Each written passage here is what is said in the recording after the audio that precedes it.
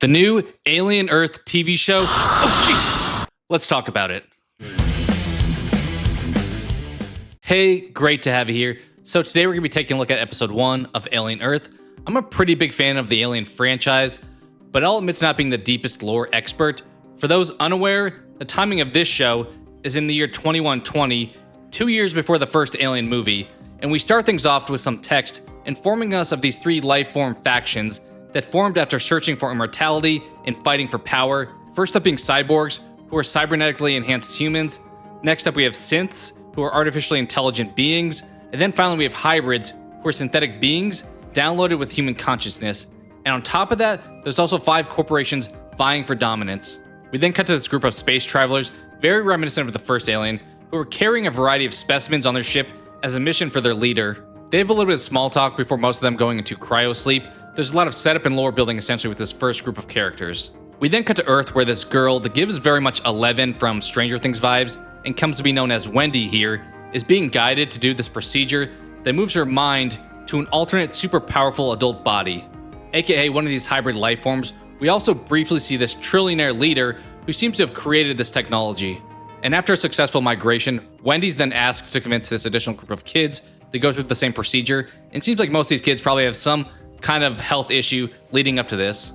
But it sounds like to optimize using this hybrid technology, using a child brain is most efficient to be able to shift over to this new hybrid life form. The kids all wind up agreeing, and we get a pretty cool transition scene of each of them converting to their adult bodies. We then cut back over to the ship from earlier, and it seems like their mission has been compromised, and we have the xenomorph and other specimens running loose on the ship.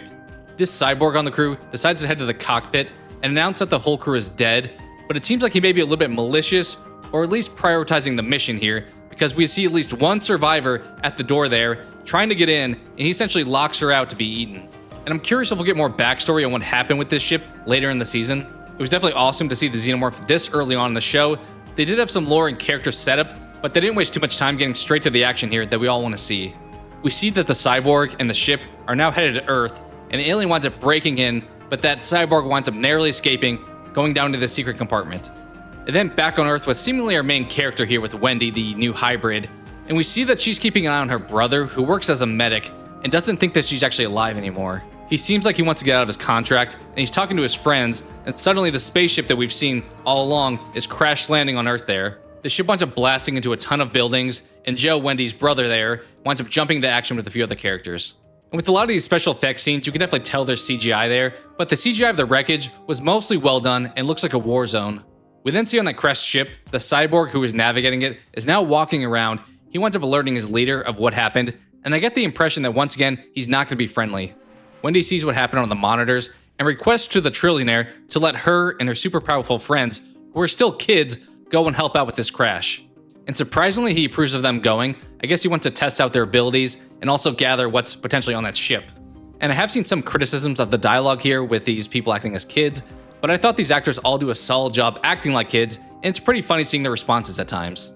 We then cut to a couple soldiers that were first to respond to the crash, and they head into this lab where some of the specimens were being held, and we see this little creature crawl on one of their necks. It's like a leech or mosquito or like tick looking creature, but a lot larger.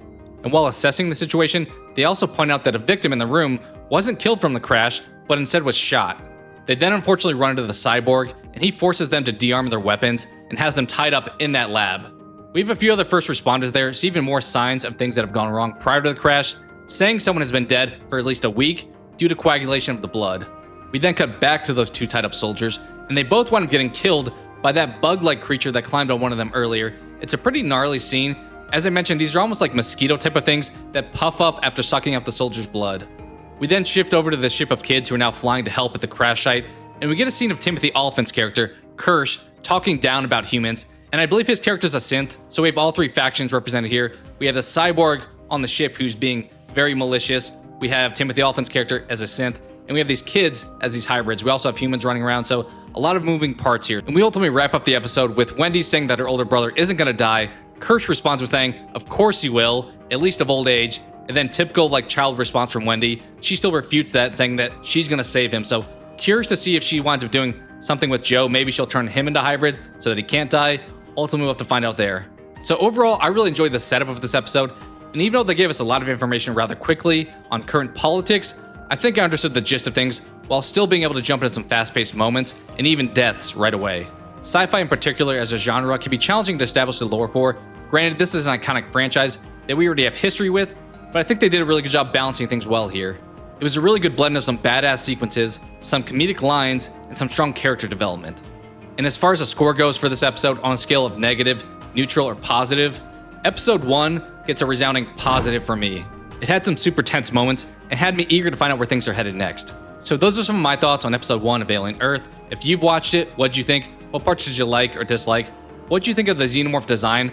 I thought it looked amazing and terrifying. And also keep in mind, they did drop 2 episodes right away, so expect an episode 2 review pretty shortly here. Other than that, sound off on all things Alien down below in the comments. Thank you so much for watching, and I hope to talk to you again soon.